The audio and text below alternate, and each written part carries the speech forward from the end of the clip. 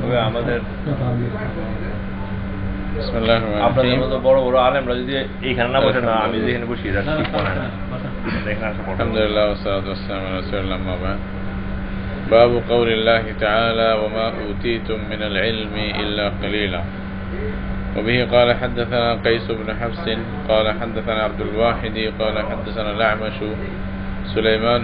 سليمان عن إبراهيم عن علقمة عن عبد الله قال بين أنا أمشي مع النبي صلى الله عليه وسلم في خرب المدينة وهو يتوكأ على عسيب معه فمر بنفر من اليهود فقال بعضهم لبعض سلوه عن الروح وقال بعضهم لا تسألوه لا يجيء فيه بشيء تكرهونه فقال بعضهم لنسألنه فقال رجل منهم فقال يا أبا القاسم ما الروح فسكت فقلت إنه يوحى إليه فقمت فلما انجلى عنه فقال ويسألونك عن الروح قل الروح من أمر ربي وما أوتوا من العلم إلا قليلا قال الأعمش هكذا في قراءتنا. আজকের যে শিরোনাম আমরা শুনলাম এবং বুখারী রাহমাতুল্লাহ আলাইহি কিতাবুল ইলম, এই যে জ্ঞান সম্পর্কে যে সমস্ত কথাগুলি উনি হাদিসের ভিত্তিতে বলছেন, এগুলোর মধ্যে এটা আরেকটা শিরোনাম। এটা হলো শুধু কোরআনের একটি আয়াতের টুকরা দিয়ে শিরোনামটা উনি ওখানে স্থাপন করছেন। ওইটা হলো ওমা উতীতুম মিনাল ইলমি ইল্লা কালিলা। মানে আল্লাহ রাব্বুল আলামিন বলতেছেন, তোমাদেরকে যে জ্ঞান দেওয়া হয়েছে এটা খুবই স্বল্প, এটা মানে বড় কোনো জ্ঞান নয়। এই বিষয়ে আমরা আগে হাদিস শুনছি যে মুসা আলাইহিস সালামকে আল্লাহ তাআলা খিজির আলাইহিস সালামের কাছে পৌঁছেছিলেন। ওই হাদিসে যখন ওনারা কষ্টিতে উঠলেন তখন একটা পাখি, চড়ুই পাখি আসিয়া সমুদ্রের মধ্যে একটু নিজের ঠোঁট দিয়ে কিছু পানি নিলেন। তো ওইটা দেখে খিজির আলাইহিস সালাম মুসা আলাইহিস সালামকে বললেন যে মুসা দেখো, এই যে চড়ুই পাখি সমুদ্রের ভিতরে ঠোঁট দিয়ে পানি নিল পানি পান করার জন্য, সমুদ্রের পানির কত ক্ষতি হয়েছে, কতটুকু কমছে। বলছে কি কমবে, এটা তুলনা দিয়ে আর লাভ কি? বলছে যে মনে করো মখলুকাতকে যত এলম দেওয়া হয় সবাইকে, নবী বলেন বা ওলি বলেন বা মুহাদ্দিস মুফাসসির, যত বড় বড় মহাজ্ঞানী বিদ্যাসাগর সবাইয়ের এলম মিলে বলছে আল্লাহর এলম থেকে অতটুকু গেছে, অতটুকু কম, এইটাই নিসবত। তো সেই হিসাবে মানুষকে যা দেওয়া হয়েছে এটা কম। ওমা উতীতুম মিনাল ইলমি ইল্লা কালিলা কোরআনের আয়াতের মধ্যে আছে, যেটার প্রসঙ্গে কথা আসবে আর কি। বলছে যে এটা একটা কথা জিনিস মানুষ এটা স্পষ্ট করে জানে নেওয়া দরকার যে মানুষকে যা দেওয়া হয়েছে যত এলমে হোক কালিলা, এটা খুব স্বল্প একটি জ্ঞান। তো সুতরাং যত বড় জ্ঞানী হোক তাকে এটা বলা উচিত আল্লাহু আ'লাম। কথা শেষ করে সে বলবে আল্লাহ ভালো জানে, আমি আমার যা বুঝে আসছে এতটুকু বললাম। এটাই আদব। আসলে মুহাদ্দিসিনদের মধ্যে এই আদবটা বেশি দেখা যায়। হাদিসের যারা বড় বড় মানে হাদিস বিশ্লেষক আছে, হাদিস বিশারদ আছে, ওনারা যখন কথা বলেন কোন একটা তাহকিক, কোন একটা গবেষণা শেষ করে এ কথা সবাই বলেন আল্লাহু আ'লাম, আল্লাহ ভালো জানেন, আমি যা পারছি বলছি, বাকি আল্লাহ ভালো জানেন। এই কারণ ফাওকা কুল্লি যী ইলমিন আলিম, এটা মানে শেষ কথা আল্লাহর কাছে জ্ঞান, এটা মানে শুরু এখানে, আল্লাহর কাছে শেষ। অর্থাৎ আল্লাহর ইলমের কোনো সীমা নাই। আল্লাহ রাব্বুল আলামিন যেমন অসীম, আল্লাহর ইলমেরও কোনো সীমা নাই। আল্লাহ ওই মহান মানে অসীম ইলম থেকে, অশেষ ইলম থেকে আল্লাহ তাআলা দুনিয়ার মধ্যে কিছুটা দেন যেন মানুষ আলো পায়, এই আলোর ভিত্তিতে যেন মানুষ চলতে পারে, এতটুকু। আর মানুষকে জ্ঞানও অতটুকু দেওয়া হয়েছে যতটুকু তাদের দেমাগে ধরবে। এমন কিছু কোনো জ্ঞান দেওয়া হয়নি যা দেমাগের বাইরে, ক্ষমতার বাইরে চলে যাবে। কারণ মানুষের সব কিছু নির্ধারিত এবং সীমিত, মানে সীমিত পরিমাণে আল্লাহ তাআলা মানুষকে একটা মানে নির্দিষ্ট পরিমাণে আল্লাহ দিয়েছেন। কুল্লু শাইইন ইয়ানি খালাকনাহু বিকদর, আল্লাহ বলছে প্রত্যেকটি জিনিসকে আমি একটা পরিমাণে নির্দিষ্ট একটা সীমার মধ্যে আমি সৃষ্টি করেছি। তো মানুষের জ্ঞান কতটুকু এটাও আল্লাহ তাআলা জানেন, মানুষের মানে যে দিমাগ কতটুকু চিন্তা করতে পারবে এটা আল্লাহ একটা সীমা দিয়ে দিয়েছে, এর বাইরে যাবে না। হয়তো আমরা জিবি হিসাব করতে পারবো না যে মানুষের দিমাগের মধ্যে কত মেমোরি, কত জিবি হবে, তারপরেও একটা হিসাব আল্লাহর কাছে আছে, ওইখানে শেষ, এর আগে মানুষের জিবি যাবে না। এটা হলো আসল কথা, যেটা মানে আয়াত থেকে যেটা বুঝে আসে। তো সুতরাং মানুষ আগে থেকে যেন এটা বুঝে নেয় যে হ্যাঁ, আমার জ্ঞানের স্বল্পতা তো আছেই, আমি তো মহাজ্ঞানী নয় কোনো। যতই আমরা বলি আসলে নিজের কাছে এটাই বুঝতে হবে, আমি কিছু জানি না, আমি যা জানি এটা স্বল্প, ওইটাই স্বল্প আসলে। তো হাদিস দেখেন, এই হাদিসের মধ্যে আমাশ সুলাইমান আন ইব্রাহিম আন আলকামা আন আব্দুল্লাহ ইবনে মাসউদ।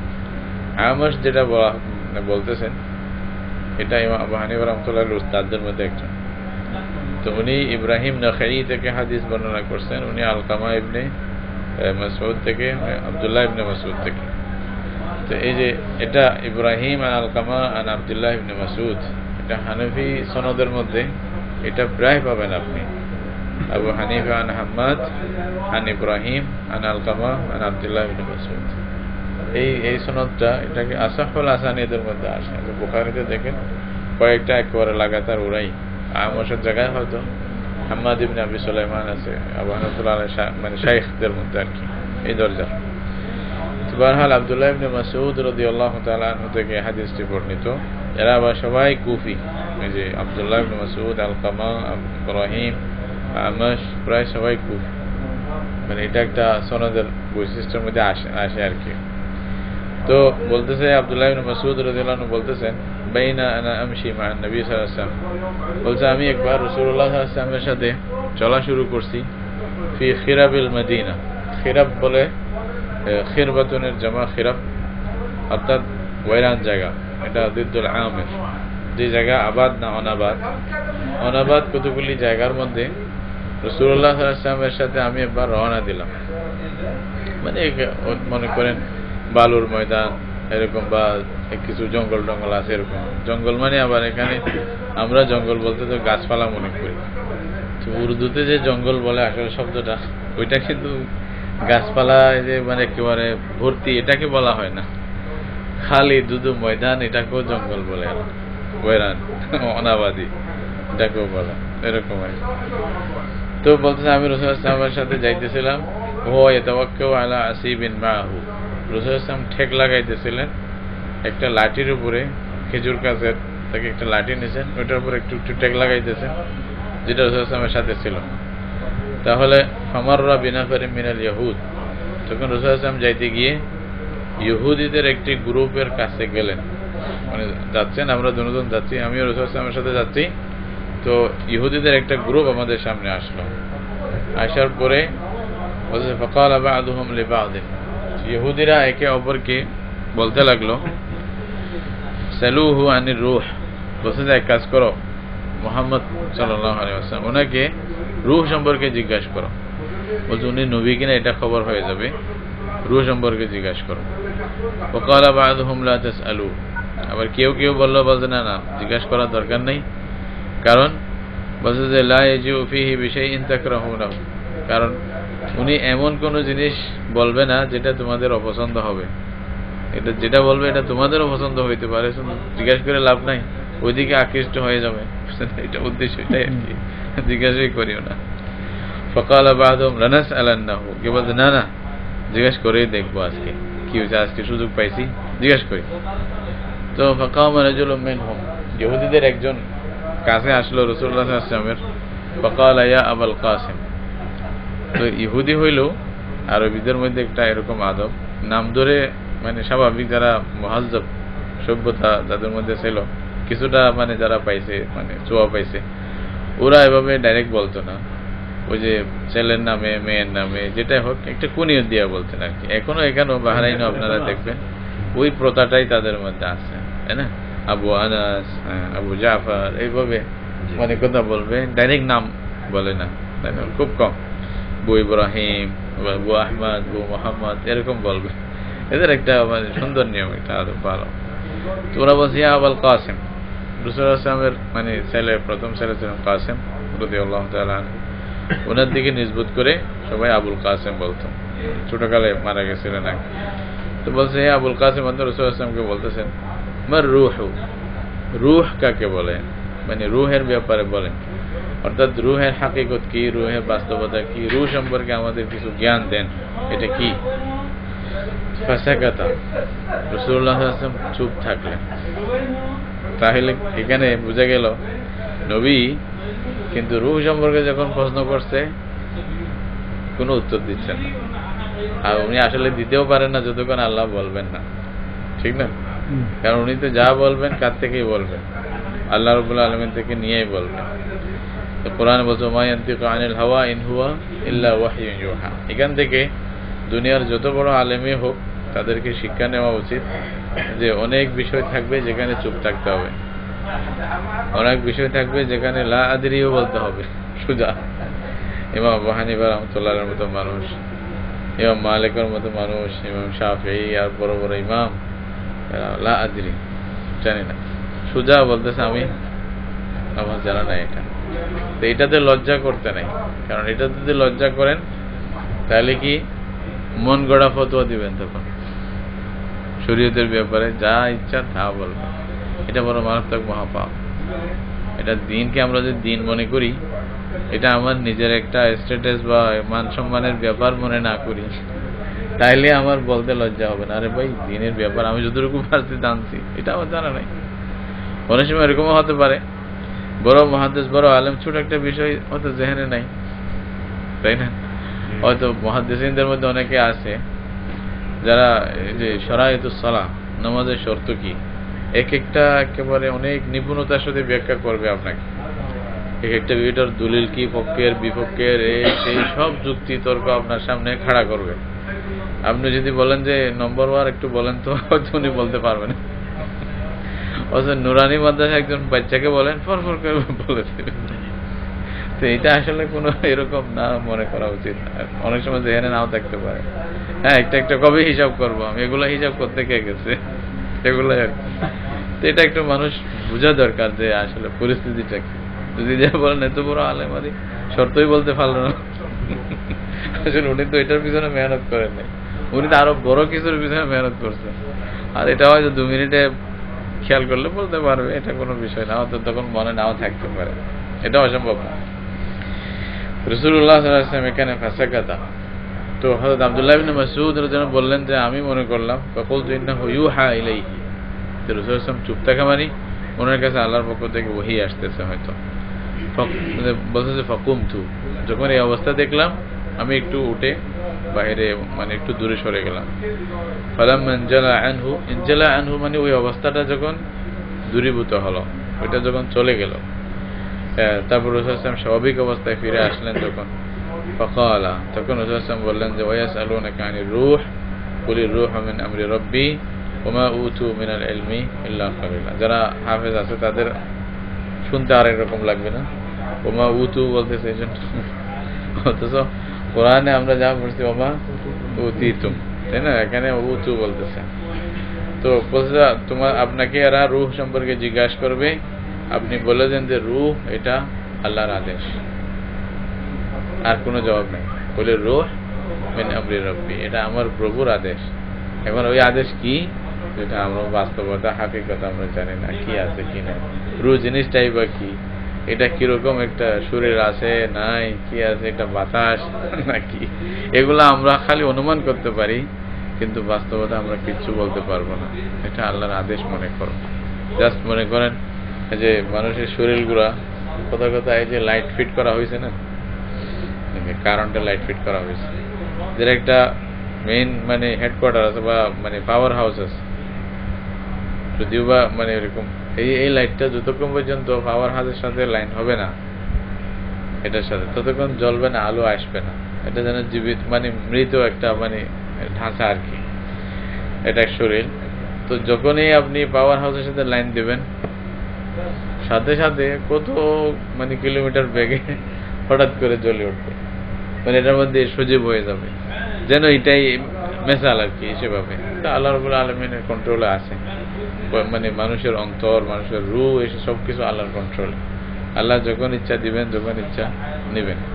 এটা একটা যেন আল্লাহর বানানো একটা জিনিস লাইটের মতো, ওটার সাথে সংযোগ করে দিলেই ওটা চলবে। যখন ওটা নিয়ে ফেলবে কতল আলাকা, এটা মৌত কাকে বলে? মৌত হলো কি, হায়াতের সাথে যদি সম্পর্ক ছিন্ন হয়ে যায়, রুহের সম্পর্ক শরীরের সাথে ছিন্ন হয়ে যায়, তখনই মৌত। এটাই কিন্তু মৌত বলতেছি না। তো মৌত এটাও আল্লাহর সৃষ্টি, এটাও আল্লাহ বানাইছে মৌত। এটা কোনো ফানা কিছু নয়, এটাও আল্লাহ বানাইছে। এটা সামনে আবার ইয়া করবে, আল্লাহ তাআলা আবার সংযোগ দিবে। মানে শরীরের সাথে রুহের সাথে যে সম্পর্ক, এই সম্পর্কটা ছিন্ন হলেই বাস মত হয়ে যায়, আর কিছু হয় না। এটাই তো বুঝে আসতেছে। তো এটাই বলছে যে রুহের বাস্তবতা আল্লাহ ছাড়া কেউ জানে না, এটা আমার মানে প্রভুর আদেশ।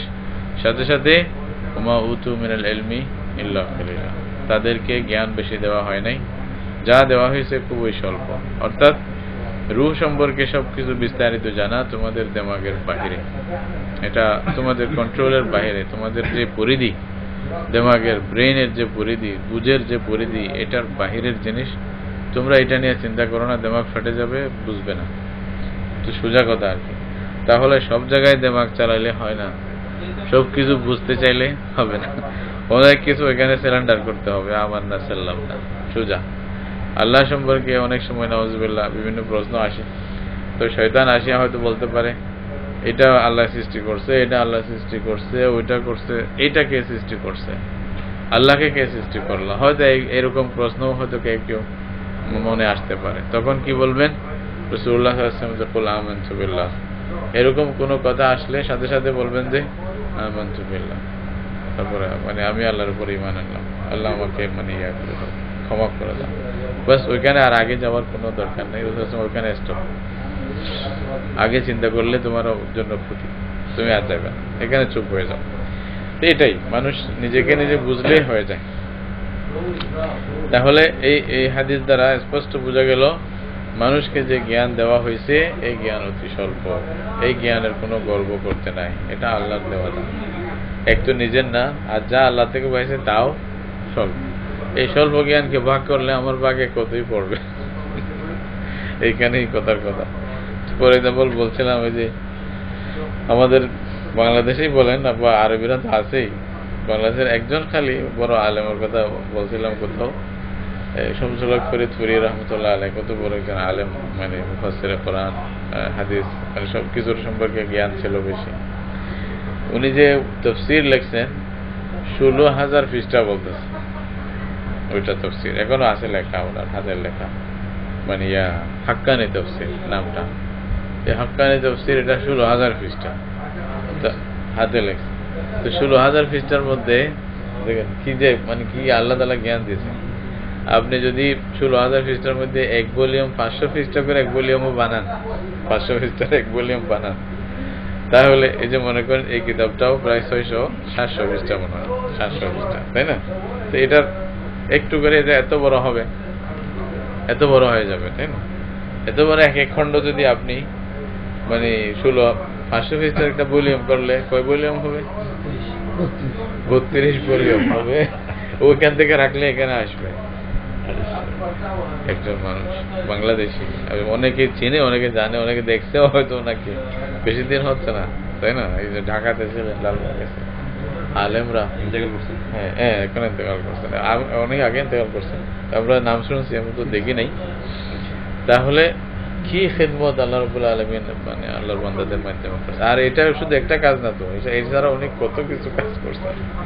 বেশ জুবারকে অনুবাদ উনি করছেন, বুখারী শরীফের অনুবাদের ইয়ে আছে ওনার, আরো অনেক মানে কিতাব মানে অনুবাদ করছে, নিজে লিখছে, হ্যাঁ অনেক কিছু।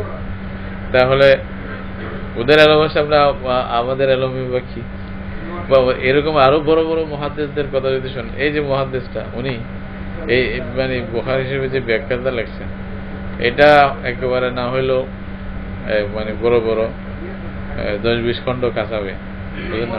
12 নাকি 13 খণ্ড, এত বড় বড়। এরকম একটা কিতাব না, উনি এরকম অনেক কিতাব লিখছেন, 200-300 কিতাব প্রায়, মানে এরকম অনেক বড় বড় খণ্ড, 22-23 খণ্ড, মানে এই 15 খণ্ড, 22 খণ্ড, এরকম। হাফিজ ইবনে হাজার রাহমাতুল্লাহ আলাইহি আরো বড় বড়। তাহলে বুদ্ধের এলমের সামনে আমাদের কি সব মিলে, আবার সাহাবায়ে কেরামের এলমের সামনে এরা কিছুই না, তাই না? সাহাবায়ে কেরাম এলমের সামনে কিছুই না। যেমন নাকি এই যে আবু হুরায়রা রাদিয়াল্লাহু আনহু সাহাবীদের মধ্যে বড় মুহাদ্দিস, কিন্তু আবু বকরের সামনে ওনার এলম কিছুই না আসলে। যেখানে সবাই আটকে যায় ওখানে আবু বকরের কাছে হাদিস পাওয়া যায়, ওখানে আবু বকর সিদ্দিক রাদিয়াল্লাহু আনহু হাদিস বর্ণনা করে। এরকম তো যদিও বা বেশি বলেন নাই, কিন্তু উনারা বলছে বলুক, যখন আটকে যাবে তখন আমি বলবো রাসূলুল্লাহ সাল্লাল্লাহু আলাইহি ওয়াসাল্লাম থেকে শুনছি। স্পষ্ট অনেক জায়গায় উম্মত কি করবে, কোনো হদিস পাচ্ছে না, আবু বকর সিদ্দিক রাদিয়াল্লাহু আনহু বলছে যে আমি রাসূলুল্লাহ সাল্লাল্লাহু আলাইহি ওয়াসাল্লাম থেকে শুনছি, এই কথা হল হয়ে গেছে, বুঝলেন না, ফায়সালা হয়ে গেছে। এরকম অনেক দেখা যায়। তাহলে ওদের এলমের সামনে এগুলো কিন্তু সব কিছু মিলে সব উম্মতের এলম একজন নবীর এলমের কাছে তারাও যাইতে পারবে না, তাই না? আর মানে রাসূলুল্লাহ সাল্লাল্লাহু আলাইহি ওয়াসাল্লামকে আল্লাহ তাআলা যে এলম দান করছিলেন সব কিছু মিলেই আল্লাহ বলতেছে ইল্লা কালিলা, তোমাদেরকে যা দেওয়া হয়েছে মহান সমুদ্র থেকে এক ফোঁটা পানি যে কমছে এটা মনে করো, বাস এতটুকুই তোমাদের এলম। তাহলে এই নিয়ে কি গর্ব করো তোমরা, কি এলমের বাহাদুরি করো, এটা তোমাদের জন্য সাজে না, এটাই বললো আর কি। এটা আলেমদেরকে এটা ভালোভাবে বুঝ দিল। এই যে উতু শব্দ বলছে, আমস বলতেছেন যে এটা আমাদের কেরাতে এরকম। তো কেরাতের মধ্যে আসলে মানে কোরআন পড়ার যে নিয়ম আছে, মানে 7টা আল কেরাআতু সাবআ, এটা মশহুর আর কি, প্রসিদ্ধ। এটা ছাড়া আরো আল আশারা আছে 10টা, আরো 3জন আছে যেটা মশহুর না, সবগুলি মুতাওয়াতির হিসেবে আছে এখনো পর্যন্ত উম্মতের মধ্যে, এগুলো পড়া হয়। যদিও বা হয়তো এক এক দেশে এক একটা প্রচলন বেশি। মাগরিবে বা মরক্কোতে যাকে মরিতানিয়াতে যদি যান, ওদের ধরন পড়ার আর রকমের, হ্যাঁ, কলুনের আছে, ওই নিয়মে পড়বে।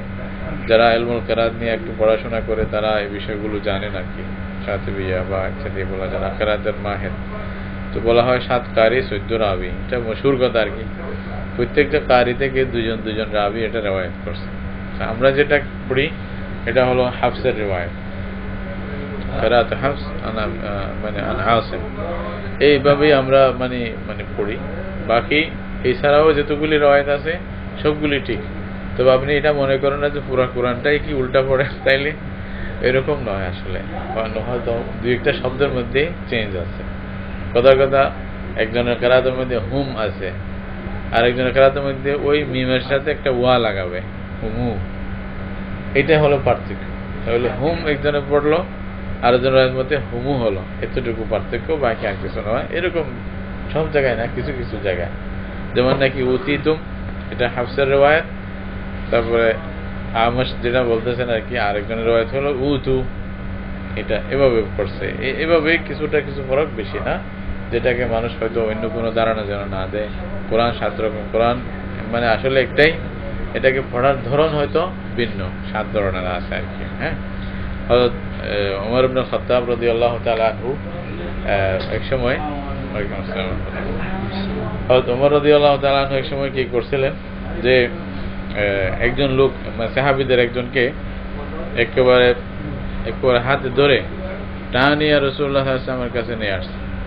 বলছে ইয়া রাসূলুল্লাহ, বলছে ইয়া মালাকা ইয়া ইবনুল খাত্তাব, উনাকে টানিয়া নিয়ে আসতেছে, বলতেছে শুনতেছে না, আস, এরকম করে নিয়ে আসছে। রাসূলুল্লাহ সাল্লাল্লাহু আলাইহি ওয়াসাল্লাম বলছে ইয়া রাসূলুল্লাহ দেখেন তো কোরআন কি বলতেছে, ভুল বলতেছে কেন কোরআন? তারপরে রাসূলুল্লাহ সাল্লাল্লাহু আলাইহি ওয়াসাল্লামকে জিজ্ঞাসা করলো, মানে রাসূলুল্লাহ সাল্লাল্লাহু আলাইহি ওয়াসাল্লাম জিজ্ঞাসা করলেন হযরত ওমরকে, কি হলো ইবনুল খাত্তাব, তুমি ওকে এভাবে টানতেছো কেন, জোর করে মানে হাজরাই নিয়ে আসছো কেন? বলছে ইয়া রাসূলুল্লাহ কোরআন উল্টা পড়তেছে। বলছে আচ্ছা রাখো, তো বলছে পড়ো, পড়ছে। তারপরে রাসূল মানে হযরত ওমরকে বললেন তুমি পড়ো, তো মানে ওমর রাদিয়াল্লাহু আনহু পড়ছে। তো পড়ার পরে রাসূল সাল্লাল্লাহু আলাইহি ওয়াসাল্লাম দুজনকে বললেন যে দেখো দুটোটাই ঠিক, তোমারটাও ঠিক, ওরটাও ঠিক। আমার কাছে কোরআন এভাবেও নাযিল হয়েছে, এভাবেও নাযিল হয়েছে, এখন আর ঝগড়া করিও না। তারপরে বলছে যে উনজিরুল কোরআন আলা সাবআতি আহরুফ, 7 মানে কেরাতে আমার কাছে কোরআন নাযিল হয়েছে, যে কোনো একটা তোমরা পড়লে কোনো অসুবিধা নেই। তবে মানুষের মধ্যে যেন ইখতিলাফ না হয়। আম মানুষ যারা জ্ঞান অর্জনের জন্য অত সময় দিতে পারে না বা এই বিষয়ে মানে গভীরতা অর্জন করতে পারে না, তাদের সুবিধার্থে একটা নিয়ম করে দেওয়া হয় যে তোমরা এটাই করো। এটার অর্থ এই নয় যে বাকিগুলা না যায়, এটা নয়। আপনি জানলে সুবিধা নেই, যদি না জানেন একটা নিয়েই চলেন, যেন গুমরা না হয়ে যায়। এই জন্য তারপরে আমরা আজকে এতটুকু থাকি, আরেকটা আরেকটা হাদিস বললে তাইলে। এরপরে যেটা বাব, এটা হলো বাবু মান তারাকা বা'দ আল-ইখতিয়ারি ওয়া খাফাতা আন ইয়াকসুরা ফাহমু বা'দ আন-নাস আনহু ফায়াকাউ ফি আশাদ্দ মিনহু। এটা আরেকটা জিনিস যেটা ইমাম বুখারী রাহমাতুল্লাহ আলাইহি কিতাবুল ইলমের মধ্যে নিয়ে আসছেন, মানে এটা জ্ঞানের জন্য, জানার জন্য আর কি। তো বলতেছে এটা শিরোনাম দেখেন, মান তারাকা বা'দ আল-ইখতিয়ার, মানে একটা পছন্দনীয় জিনিস, আমার কাছে খুব পছন্দনীয়, ওই জিনিসটা ছেড়ে দিলাম। কেন? মাখাফাতা আন ইয়াকসুরা ফাহমু বা'দ আন-নাস আনহু। বলতে হতে পারে কোনো মানুষ এটা বুঝার থেকে তাদের যে মানে বুঝটা কম হয়ে যাবে, যার কারণে যেটার উদ্দেশ্যে আমি মানে করতে চাইলাম তার চেয়ে আরো মারাত্মক জিনিসের মধ্যে তারা পড়ে যাবে। অর্থাৎ যেটা থেকে বাঁচাইতে চাইলাম তার চেয়ে আরো একটা খারাপ জিনিস ধারণা করে বসবে, এর চেয়ে আরো একটা মানে মারাত্মক কিছু করে ফেলবে। এই ভয়ে আমি যেটা ভালো মনে করছিলাম ওটাই বাদ দিলাম। অর্থাৎ এমনি ভালো জিনিস মন চাচ্ছে এটা জায়েজ, আমি করব, কিন্তু এটা করতে গেলে হয়তো মানুষ না বুঝে এর চেয়ে আরো মারাত্মক একটা ঘটনা করে ফেলবে, যেটা হয়তো আরো অসুবিধা হতে পারে। এটা আসলে বুঝার ব্যাপার। এটা যদি আপনি বুঝেন শরীয়তকে, শরীয়তের মেজাজকে যদি বুঝেন, তাহলে হয়তো অনেক সময় আপনাকে ত্যাগ করতে হবে কোনো জিনিস, কোন একটা জিনিস পছন্দনীয় কিন্তু আপনাকে ত্যাগ করতে হচ্ছে মানুষের স্বার্থে, মানুষ যেন ইয়াতে না পড়ে। এটা বুঝের উপরে ডিপেন্ড করে। এটা বুঝ আসবে কখন? যদি রাসূলুল্লাহ সাল্লাল্লাহু আলাইহি ওয়াসাল্লামের সিরাত এবং হাদিস এবং মেজাজে নবুয়ত এটা যদি বুঝেন, দ্বীনের সাথে বেশি সম্পর্ক হয়, মানুষের সাথে যদি, মানুষের পরিবেশের সাথে যদি আপনার সম্পর্ক হয়, সব কিছু মিলিয়ে হয়তো আপনার বুঝে আসবে যে এখানে এটা করলে আরো হয়তো ক্ষতি বেশি হবে, সুতরাং আমি এটা বাদ দিলাম। এই হলো শিরোনাম। দেখেন কি বলতেছেন। حدثنا عبيد الله بن موسى عن إسرائيل عن أبي إسحاق عن الأسود قال لي ابن الزبير كانت عائشة تسر إليك كثيرا فما حدثتك في الكعبة؟ قلت قالت لي قال النبي صلى الله عليه وسلم يا عائشة لولا قومك حديث عهدهم يا حديث عهدهم. قال ابن الزبير بكفر لنقضت الكعبة فجعلت لها بابين باب يدخل الناس وباب يخرجون ففعله ابن الزبير. এই হাদিস, এই বাবের মধ্যে একটা হাদিস, এই হাদিসটা থেকে ইমাম বুখারী রাহমাতুল্লাহ আলাইহি কি আমাদের বুঝাইলেন দেখেন। হাদিসটা হলো আসওয়াদ আব্দুল্লাহ ইবনে জুবাইর থেকে বলতেছেন আর কি। বলতেছে আসওয়াদ উনি হলেন ইয়ার শাগির্দ আব্দুল্লাহ ইবনে জুবাইরের। তো বলছে আব্দুল্লাহ ইবনে জুবাইর কি উনি জিজ্ঞাসা করলেন যে হযরত আয়েশা হলেন আব্দুল্লাহ ইবনে জুবাইর রাদিয়াল্লাহু তাআলা আনহুর মানে খালা। বলতে হযরত আয়েশা রাদিয়াল্লাহু তাআলা আনহা আপনার কাছে অনেক কিছু গোপন কথা বলে থাকে। তো সিররু ইলাইকা কাসীরান মানে কি? অনেক কিছু রাজ রহস্য, মানে বেদের কথা বলে, রহস্যর কথা বলে, যেটা হয়তো সবাইকে বলেন না। তাহলে আপনি বলেন তো কাবা শরীফের ব্যাপারে আপনাকে কোনো কিছু বলছে কিনা? কাবার ব্যাপারে কি বলছে হযরত আয়েশা, আমাকে একটু বলেন তো। এখানে ফিল কাবা মানে হাওলাল কাবা, কাবার ব্যাপারে কি বলছে? তো আব্দুল্লাহ ইবনে জুবাইর বলছেন কুলতু ক্বালাত লি, বলছে আমাকে বলছে উনি হযরত আয়েশা বলছেন ক্বালা নবী সাল্লাল্লাহু আলাইহি ওয়াসাল্লাম, রাসূলুল্লাহ সাল্লাল্লাহু আলাইহি ওয়াসাল্লাম হযরত আয়েশাকে বলছেন ইয়া আয়েশা, মানে হযরত আয়েশাকে বলছে আয়েশা লাউলা কওমুকি হাদিসু আহদিহিম বিকুফরিন অথবা হাদিসুন আহদুহুম বিকুফরিন। বলছে দেখো তোমার কওম, এটা মানে রাসূল সাল্লাল্লাহু আলাইহি ওয়াসাল্লাম, রাসূলের কওমও এটাই, তারপরেও একটু ওইদিকে নিসবত করে বললেন আর কি, কথাটা গুরুত্বের জন্য।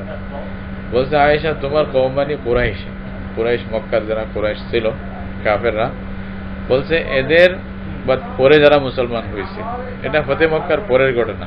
মানে মক্কা শরীফ যখন ফতহ হয়ে গেল, তারপরে কাবা শরীফের রাসূল সাল্লাল্লাহু আলাইহি ওয়াসাল্লাম আসলেন, আসার পরে তখন মানে তখনকার যুগে যারা কুরাইশরা যখন বানাইছিলেন না, তো ওরা করছে কি, এই যে দরজা যেটা এটাকে একটু উঁচা করে দিছে আর কি।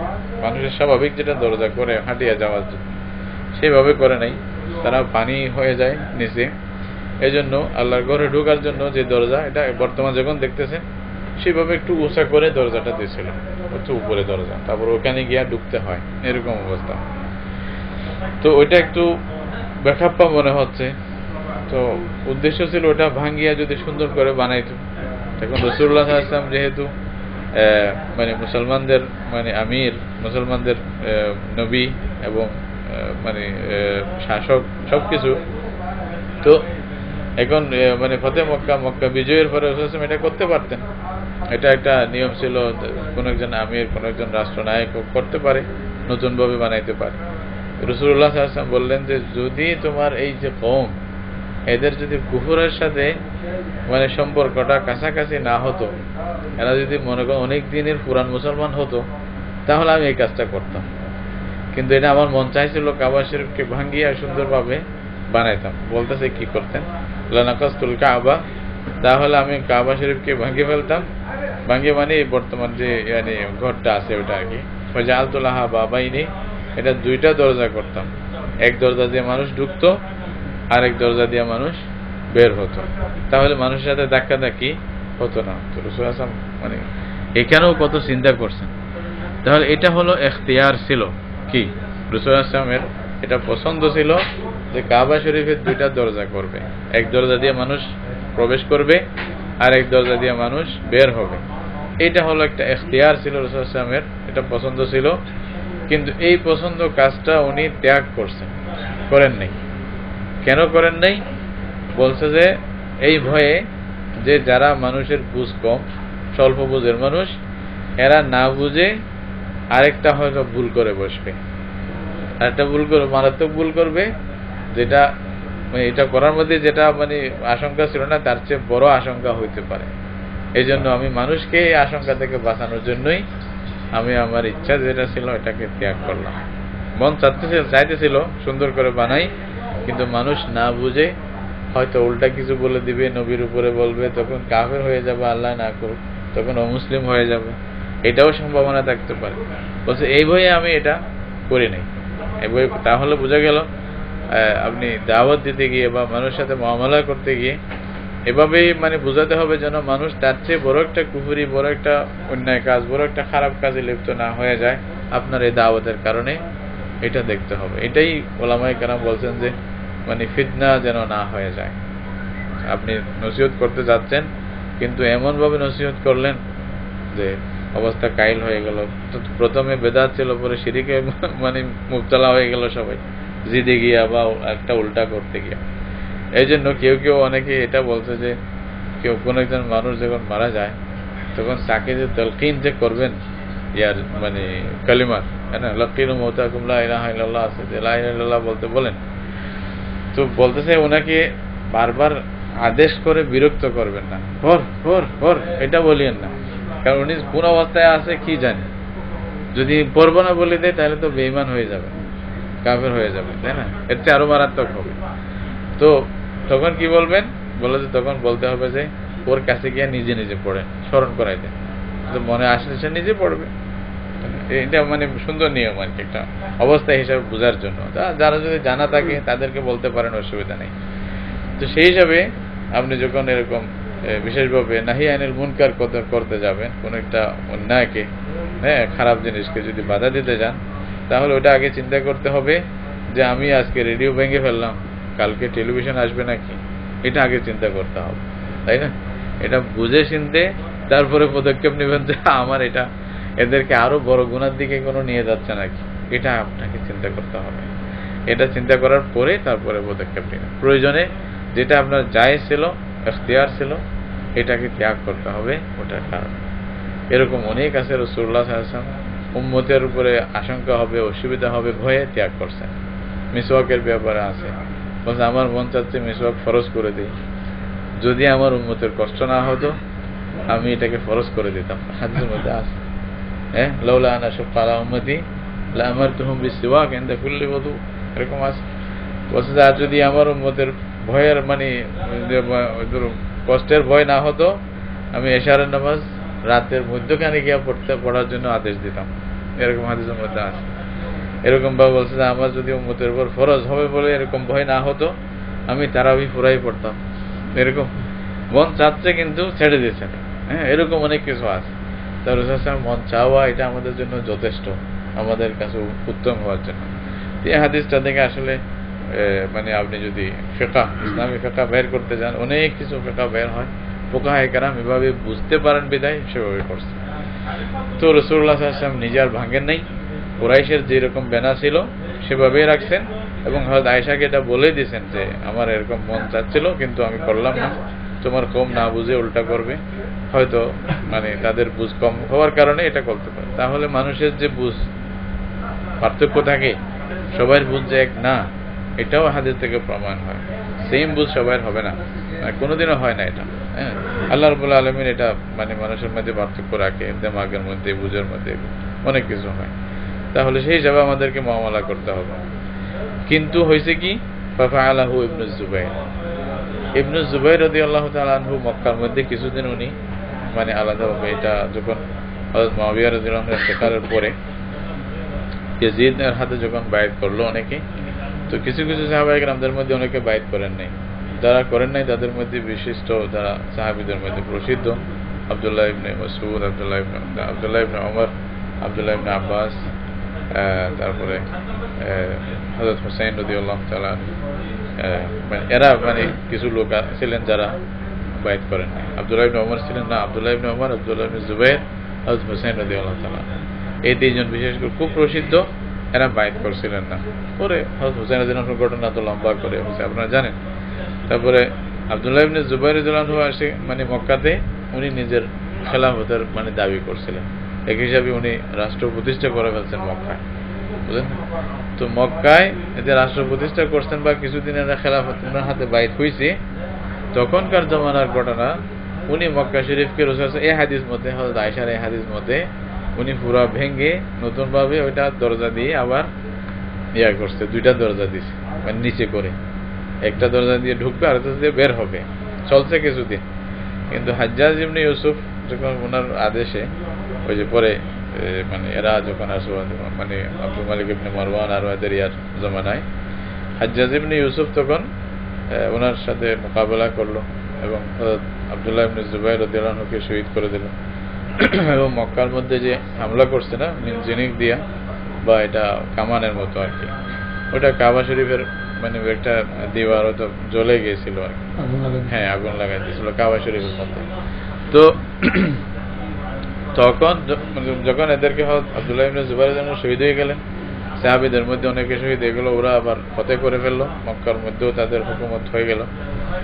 তখন হাজ্জাজ ইবনে ইউসুফ করছে কি, ওইটাকে যেহেতু আব্দুল্লাহ ইবনে জুবাইর রাদিয়াল্লাহু আনহু করছিল, ওইটা আবার ভেঙে আগে যেরকম ছিল সেরকম করে দিচ্ছে, আগে যেরকম যখন বর্তমান যেভাবে আছে। এর ফলে ইমাম মালিক রাদিয়াল্লাহু আনহুর জমানায় মানে ওই উমাইয়া মানে খলিফার একজন খলিফা, উনি চাইছিলেন যে আবার নতুন করে আব্দুল্লাহ ইবনে জুবাইর যেভাবে করছিল সেভাবে আবার করতে। তো তখন ইমাম মালিক রাদিয়াল্লাহু আনহুকে ফতোয়া দিয়েছেন, বলছে যে খবরদার আল্লাহর ঘর নিয়ে খেলা করবে না, যেভাবে আছে সেভাবে থাকবে কিয়ামত পর্যন্ত, আর কেউ ধরবে না, হাত লাগাবে না। আজকে এক ফতোয়ায় স্টপ, ওনার ফতোয়ার পরে যেভাবে ছিল আর কেউ হাত লাগায় না। বলছে আল্লাহর ঘরের সাথে খেলা করবে না, তুমি আসে একটা করবে, ও আসে একটা করবে, এটার মান সম্মান নষ্ট হবে, আমরা চাই না, যেভাবে আছে সেভাবেই থাকবে। এটা আল্লাহ রাসূলও করে নাই, তোমরা আবার ফিরাই দিছো, ঠিক আছে। উনি করছিল ওটাও ঠিক ছিল, আবার সেম করে দিছো, ঠিক আছে। এরপরে আর কেউ হাত যেন না লাগায়। তো তখন থেকে যেটা শুধু মেরামত হয়তো করা হয়, যেখানে মানে একটু অসুবিধা বেশি, গ্লাভটা চেঞ্জ করা হয়, বাকি। তো আল্লাহর ঘরকে যে বারবার ভাঙিয়া বানানো হয়েছে, শেখ হাদিস মোহাম্মদ জাকারিয়া রাহমাতুল্লাহ আলাইহি আউজাজুল মাসালিক নামে মুআত্তা মালিকের যে শরা লিখছেন, ওইখানে উনি ইতিহাস লিখছে এটার, যে কয়বার এই পর্যন্ত আল্লাহর ঘরকে ভাঙিয়া বানানো হয়েছে। এটা এই পর্যন্ত মানে রাসূল সাল্লাল্লাহু আলাইহি ওয়াসাল্লামের জমানা, এই যে আব্দুল্লাহ ইবনে জুবাইর, তারপরে যে হাজ্জাজ ইবনে ইউসুফ যে বানাইছে এটা। তো উনি বললেন যে 14 বার বানানো হয়েছে। সর্বপ্রথম বানানো হয়েছিল বান্দা বানাইছিল, ওটা ফেরেশতারা বানাইছে। তারপরে একেবারে শেষবার এটা হলো হাজ্জাজ ইবনে ইউসুফের হাত। এরপর থেকে আর কিন্তু কেউ ধরে নেই। এই হাজ্জাজ ইবনে ইউসুফ আপনারা জানেন ও কেমন মানুষ ছিল। সে 70,000 না কত তাবি সাহাবীদের মধ্য থেকে মানুষকে শহীদ করে দিচ্ছে সে। হ্যাঁ, মানে কতল করছে সীমাহীন, মানে ইরাকের মধ্যে ছিল। সৈয়দ ইবনুল মুসাইয়িব সৈয়দুত তাবিঈন রাদিয়াল্লাহু তাআলা ওনাকে মানে শহীদ করছে। বড় জালেম ছিল। কিন্তু কোরআন মজিদের যে বর্তমান আছে জের জবর পেশ আমরা পড়ি, এটাও ওর খেদমত।